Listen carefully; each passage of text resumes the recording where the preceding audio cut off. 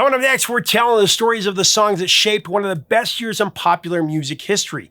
These are songs that sound exactly like the year they came from, including one that was inspired while a legend was nervously walking along a topless beach. He said he was inspired by a beautiful woman's eyes.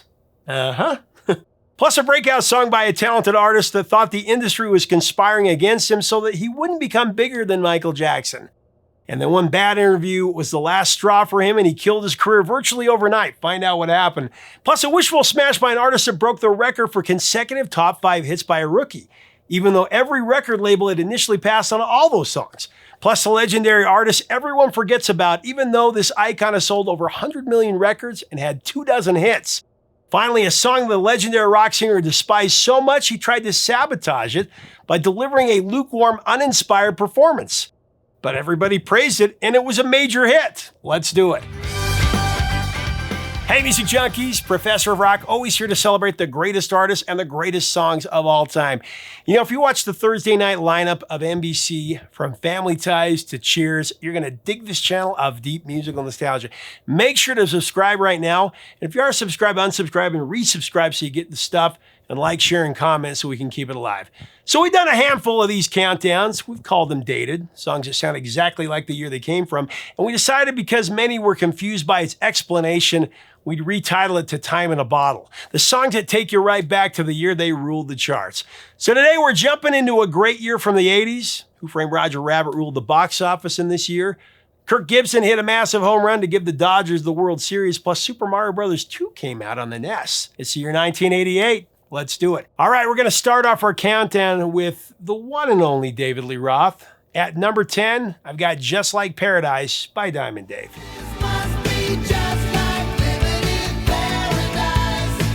At Just Like Paradise, that came together after the Eat 'em and Smile tour, DLR's inaugural solo tour.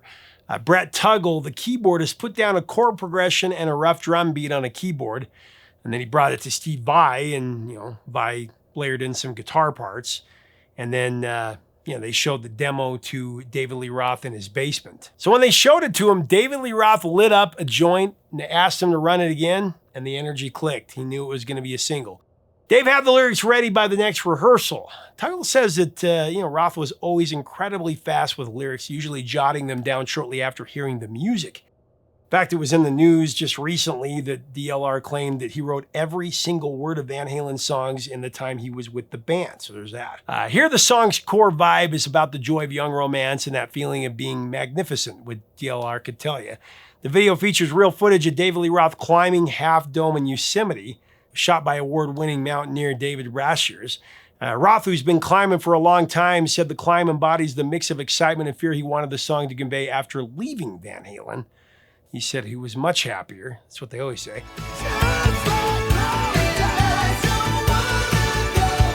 Well, Diamond Dave's initial solo stuff, it was very guitar-driven. As you know, he hated synthesizers. But the Skyscraper LP rolled out a cleaner, more polished keyboard-heavy sound, which is just hilarious since he gave Eddie Van Halen such a hard time for years about using any kind of synth. But here he does it just to get a big hit, so he kind of sold out. Brett Tuggle synthesizers sit up front here, a hallmark of late 80s rock leaning toward pop-friendly vibes kind of deal. As for Just Like Paradise, critics and fans slagged it as having a ultra, pop sheen, a glossy, highly polished take that mirrors how heavy metal started leaning into mainstream radio-friendly textures, especially in the late 80s.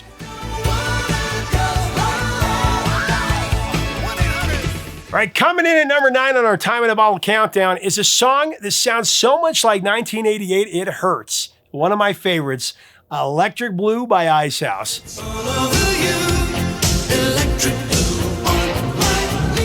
Electric Blue by Icehouse, that came out of a chance meeting between Iva Davies and John Oates of Daryl Hall and John Oates fame. The collaboration came together in a pretty unconventional way, though. Davies was having a drink at a hotel bar in New York City when John called him. He was eager to collaborate with Ira. John was a big Icehouse fan, and Ira was also a fan of the incredible body of work that John had done with Daryl Hall to that point. John ended up flying to Australia, where they wrote the song together. John suggested falsetto backing vocals early on, not as a finishing touch, but as something to build the song around from the start.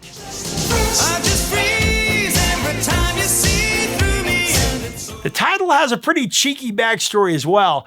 John Oates saw a striking woman at a topless beach in Sydney. They have a number of topless beaches down under, of course. And John was saying he was mesmerized by her eyes that were just so blue.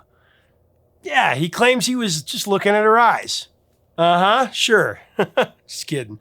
But from her eyes, he thought of the phrase electric blue, a wink to the lyric Her Eyes Electric Blue in the T-Rex song Jewel.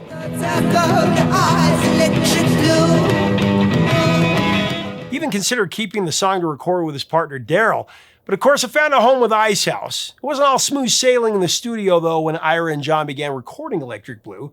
Ira was surprised by the falsetto ideas for a song that John came up with, and he admits he wasn't initially convinced the track would work, especially with the falsetto parts that he was very unsure about. He even joked that if you'd asked him which song would be least likely to succeed, Electric Blue would have ranked #1 on that list. The gamble, it paid off immensely. Electric Blue catapulted to #1 in Australia and became Icehouse's biggest hits here in the States and #7.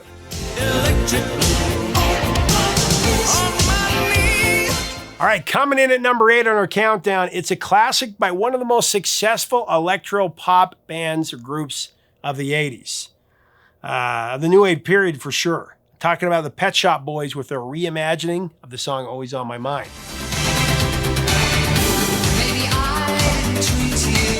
Always on My Mind is a sentimental classic written by Wayne Carson, Mark James, and Johnny Christopher.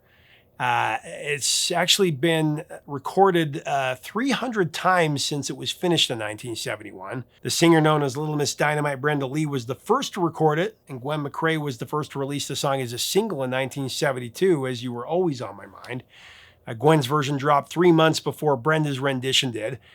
Neither of those versions, though, got much traction. Elvis Presley put out a celebrated interpretation in 1972 that climbed to #16 as a double A-side to the song Separate Ways on the Billboard Country chart.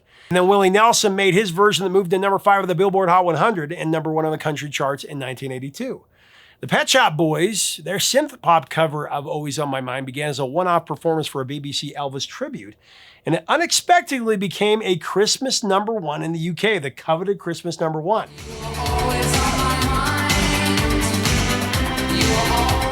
Now, Chris Lowe of Pet Shop Boys chose the song because he preferred songs from what he called Elvis's bloated Las Vegas period instead of his early rockabilly phase. Made for Love Me Tender, the BBC special marking of the 10th anniversary of Elvis Presley's death, the duo didn't set out to release it as a single at all, but the overwhelming TV reaction convinced them that they needed to record it properly and put it out there. Musically, they transformed the country ballad standard into a high-energy dance track, a bold, transgressive move at the time that would really go on to define much of their career.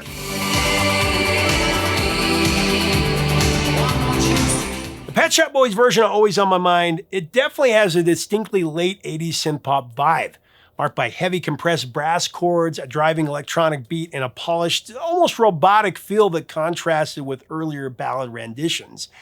It kind of punches you in the face. It's the epitome of late New Wave era pop that was prevalent in the late 80s. After the more country-flavored originals and hundreds of covers from Elvis to Willie Nelson, this New Wave duo had the most successful working of Always on My Mind. It topped the UK singles chart for 4 weeks, and it went to #4 in the Billboard Hot 100. Imagine that.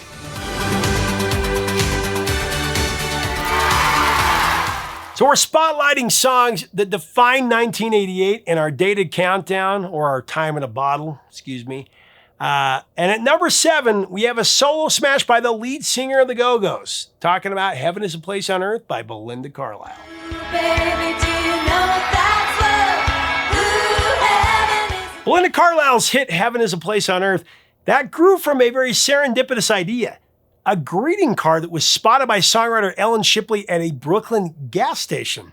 She noted the phrase Heaven on Earth and brought it to Rick Knowles. He wrote the phrase on a blackboard as an idea for a song. And then Rick looked at it and he added the words is a to make it Heaven is a Place on Earth. And there it was. He expanded the phrase and he made the chorus really pop with those words.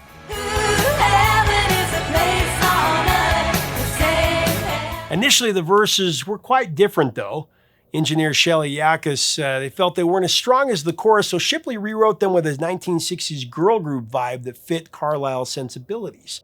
The track also features notable backing vocals from Michelle Phillips and China Phillips, along with songwriter Diane Warren. You know, a lot of 80s pop stars claim they were forced to follow a formula in that era. We've heard that a lot.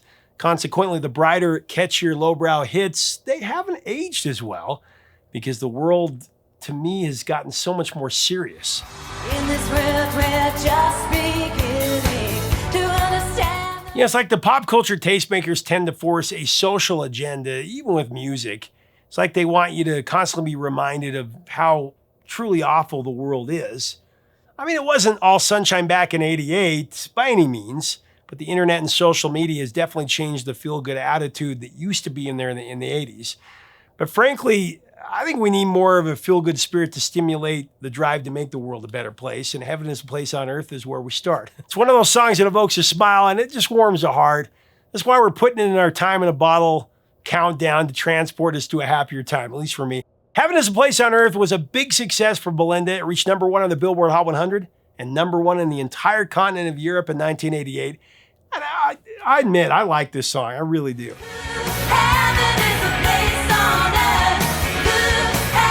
All right, coming in at #6, we have a promising artist that could have been so much bigger, so much more.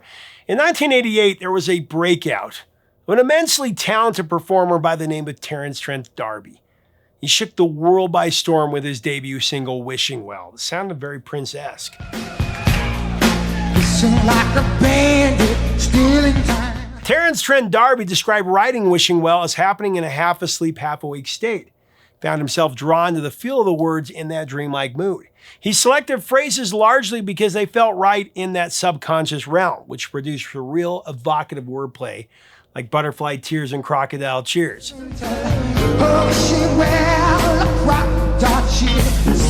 Terrance recalled dream-based prompts to write for other artists as well. He made an example out of one dream where Sade asked him to write a song for her, and the dream inspired the melody for Sign Your Name. I always knew that was a Sade song. I thought, that sounds exactly like Sade.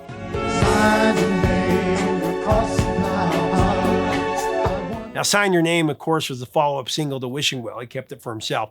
Terrance was on fire at this point. He approached the Wishing Well sessions with a similar openness to the subconscious. Now, the song's creation was also nudged by a happy studio accident. As he walked down the stairs, he overheard a studio engineer testing equipment, and this helped steer the track's musical direction, adding that quirky melody line to the da-da-da, da-da-da.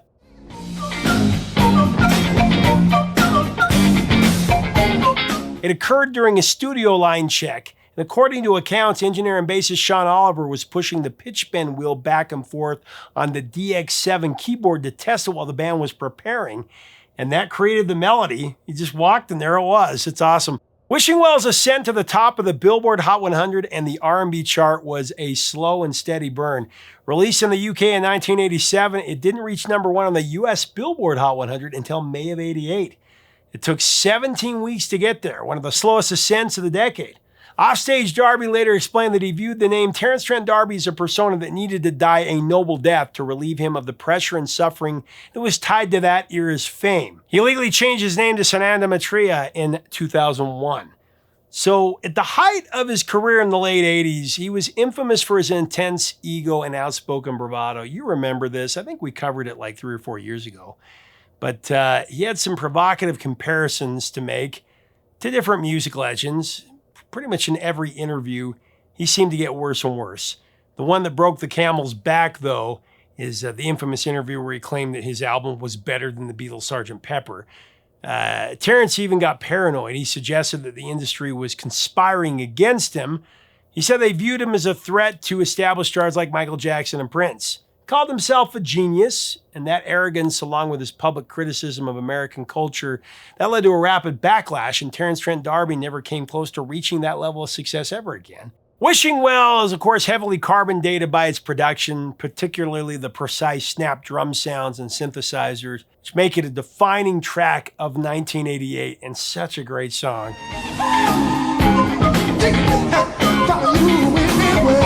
I think we have to put at least one song by Richard Marx on our Time in a Bottle countdown for 1988. I mean, he was on fire at that time.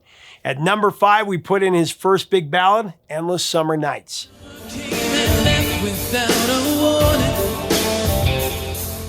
Richard Marx was one of the most prolific hitmakers of the late 80s and early 90s for sure.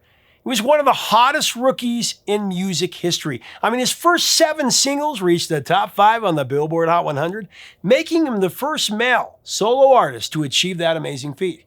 The string of hits included Endless Summer Nights, a ballad that epitomizes 1988 for sure. Richard's record-setting success was even more incredible since he was summarily rejected by every label he initially approached. With a 4-song demo of songs that he'd written and sung, including the lead track, which was Endless Summer Nights.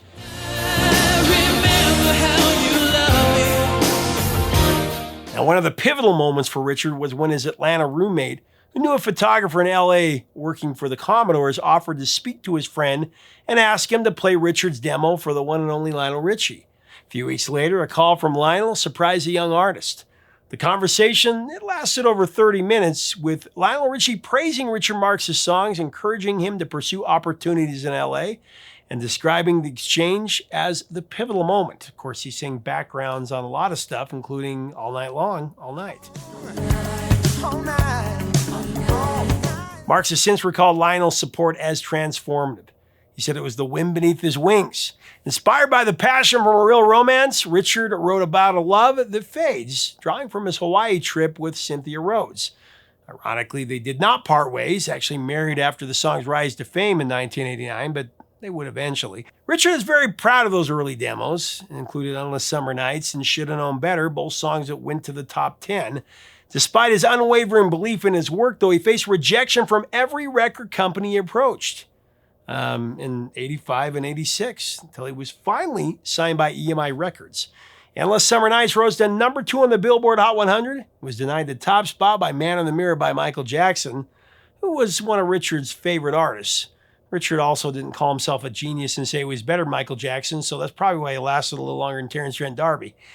You know, it's that song of the melancholy that fades when autumn arrives, that summer romance. Many listeners related to that. Became one of those songs that every label rejected, and it went to number 2. Pretty cool.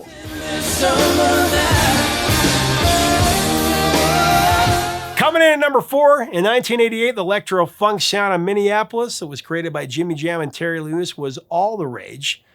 It had so many hits with Janet Jackson, as well as a Human League. Even a superstar like George Michael enlisted their brilliance for one of his greatest songs, Monkey, from the Faith LP.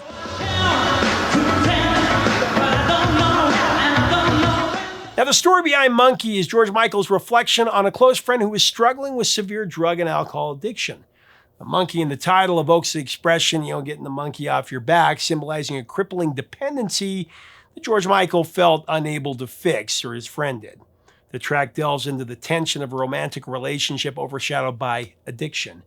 Apparently, it was a real-life drama that George faced, wondering whether his friend loves the addiction more than him. Why can't you do it? Why can't you set your monkey free? Although it's widely believed the song was about a friend battling heroin, George never really publicly talked about it. He didn't name the addiction or the person that had that addiction.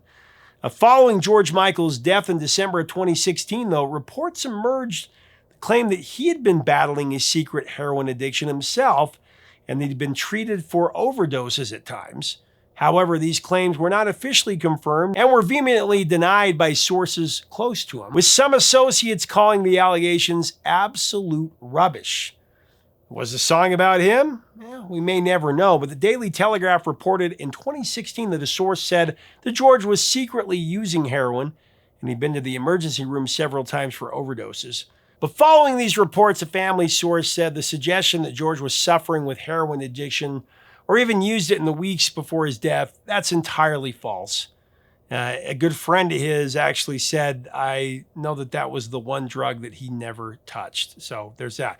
George felt the album version of Monkey, though, wasn't quite right, and he pushed for a more melodic chord-heavy feel, even though the initial production was rushed. He then enlisted Jimmy Jam and Terry Lewis to inject a funkier edge for the single release, and it came in well. Jimmy Jam and Terry Lewis, at the height of their 88 magic, brought their signature sound and their massive multi-format production to the song and made it even better.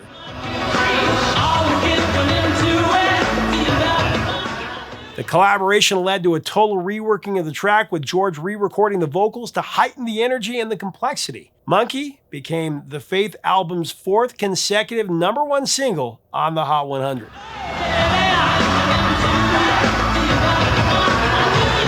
All right, coming in at number 3, I've got a song that screams 1988 from a very, very attractive singer that many of us had the hots for back in the day. Talking about an Australian superstar by the name of Kylie Minogue. Her version of Locomotion was indicative of a hit formula that permeated in 1988. Now, Locomotion, with lyrics by Jerry Goffin and music by Carole King, has hit #1 4 different times by 4 different acts. Little Eva, Sylvia Vartan, Grand Funk Railroad, and of course Kylie. Little Eva did it first. She was actually Goffin and King's babysitter, and they had her sing the demo. They were actually going to have Dee Dee Sharp sing it, but Dee Dee turned the song down, so they actually just released the demo, and it hit #1. I know you get to like it if you give it a chance now. Come on, baby. And then Sylvia Vartan, she took it to #1 in France. Grand Funk did it in the 70s, and then in our spotlight year at 88, Australia's sweetheart Kylie Minogue put out a version of Locomotion that peaked at #3 on the Billboard Hot 100 and #1 in Europe and many other countries.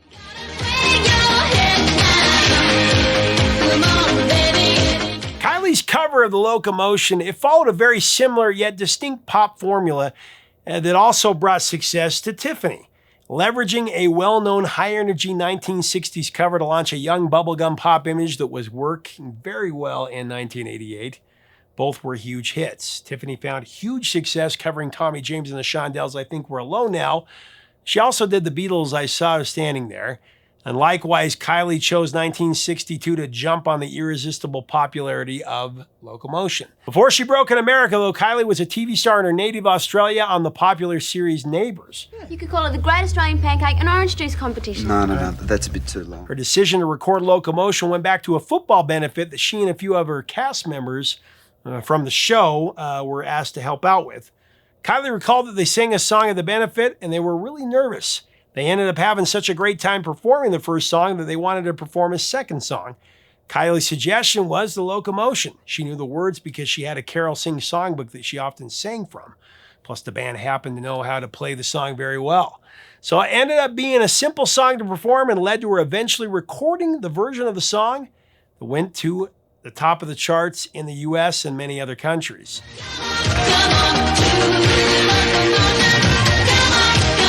Now, another artist that we have to put at least one song in our 1988 Time in a Bottle countdown is the one hit maker that everyone, just about everyone, forgets about. Talking about Gloria Estefan at #2. Tell me you shy boy, but I want you just to say.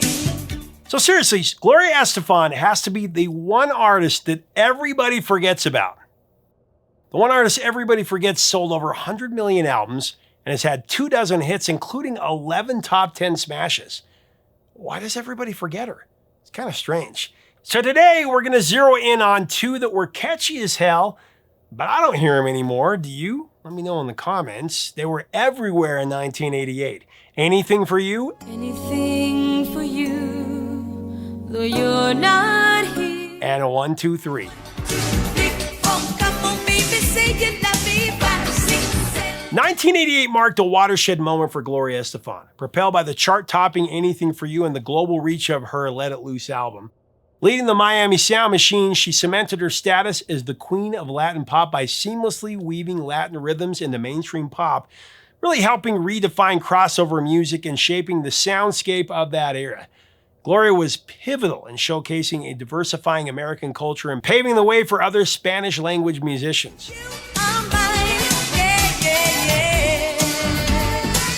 All right, quick story time about Gloria Estefan, Miami Sound Machine. One time I was walking by and there was this Hispanic guy who was sitting down and he looked like somebody had taken away his birthday. It was really sad. It looked like he was about to tear up. He looked really distraught. I said, "Hey, are you okay? Is everything okay?" And he looked up at me and he said, "Life has just never been the same since the Miami Sound Machine broke up." Hey, he loved the sound. He loved the Miami Sound Machine, and he was heartbroken. I mean, I was heartbroken when the Smiths broke up. He's heartbroken about Miami Sound Machine. They had a big impact for sure.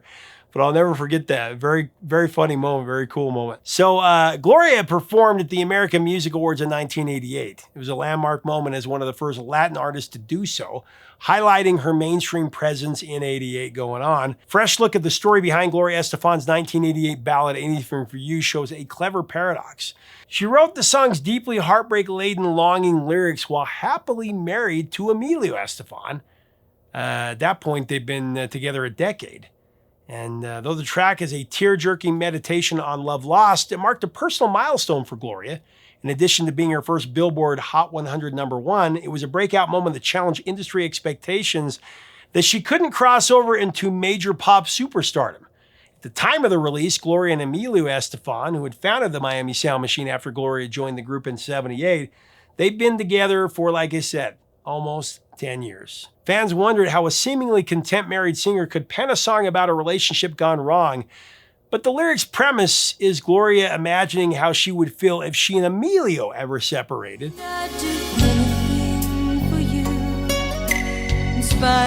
And 1, 2, 3, that was a song that a study found was one of those songs on radio that helped many kids learn to count to 10 from the 80s. So there's that. 1, 2, 3, 4. All right, we're to the #1 pick.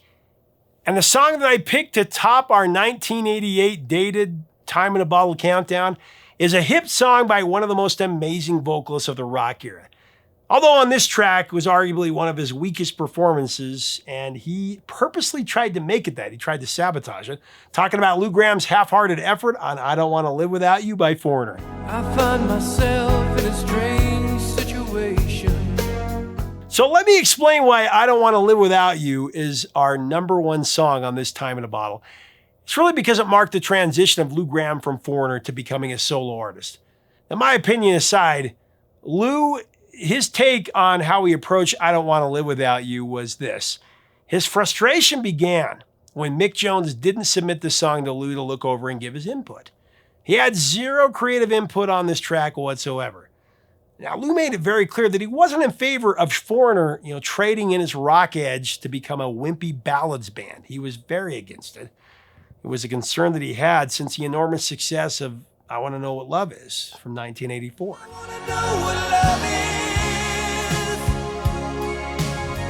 He was actually denied royalties on that. He deserved those royalties because he helped write it. From then on out, he found himself constantly at odds with Mick Jones. Lou was so disillusioned with Mick's direction on Foreigner that he even described trying to act as a clandestine saboteur in the recording sessions for I Don't Want to Live Without You. He sabotaged his own performance. He tempered his arrangement. Despite the tension and to Lou's astonishment, his performance was ultimately praised. Mick's like, that sounds great. It went to #5 on the Billboard Hot 100.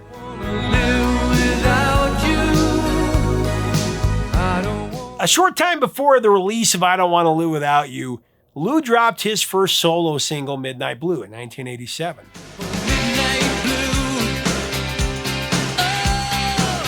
It's a song that he actually offered to Mick Jones for Foreigner to record.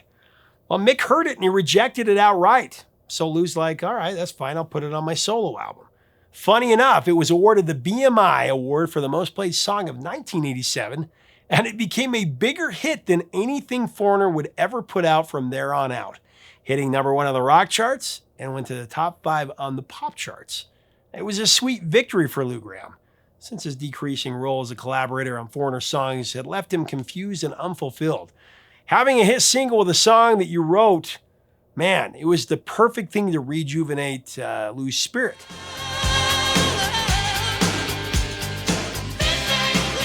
The creative differences led to Lou exiting Foreigner in 1990, and he put out another album and had another big hit with Just Between You and Me.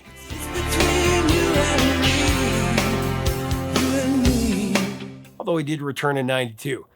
About 5 years later, though, Lou was having what he described as killer headaches and long-term memory lapses. He was even having a hard time remembering the names of people he had known for years and phone numbers that he'd called hundreds of times. When Lou went to find out what was wrong, he was diagnosed with a brain tumor the size of an egg on his frontal lobe. He had to undergo surgery. It was an intense period for Lou, and he nearly passed away. His road to recovery, that was long and painful, and things never really did get better with Mick. Except for some special appearances here and there, Lou officially left Foreigner for good in 2003. But I'm glad to say he's joined them on their recent tours, and he put out a solo album as well. Here's what Lou told me about that whole ordeal. He knew I didn't like the song, and when I would play around singing it, and I was singing it like, I don't want to live, like Dean Martin. I don't want to live without you, you know. And it would irritate the hell out of him when I did that. So when I finally got to sing it for real, I started doing that again, and he went through the roof. Yeah. So I took that kind of attitude off it and sang it relatively straight. I could never live without you. You showed your independence with Ready or Not, and Midnight Blue was such a great rocker, and it's still a song that's played on radio all the time. And I always heard a rumor that you had offered the song to Foreigner, and Mick turned it down. Is that true? That's true.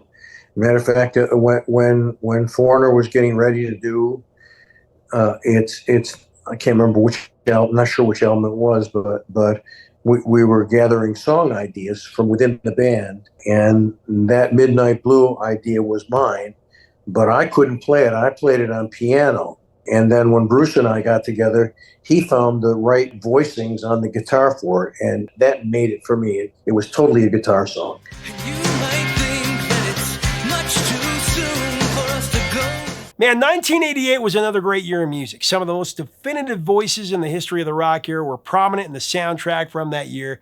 It's been a great time reflecting back and choosing songs to save that characterized 1988 so perfectly. They may not be the greatest songs of 1988, but they're definitely the songs that define that time and that sound. Leave us a comment on your favorite songs. Leave us a comment on your memories of these songs. I really enjoy these dated countdowns because we get to talk about songs that we wouldn't normally do, like Heaven is a Place on Earth and I Don't Want to Live Without You. Let's have a great discussion. If you like our content, we invite you to subscribe. We'd love to have you as part of our community. Until next time, 3 chords and the truth, my friends.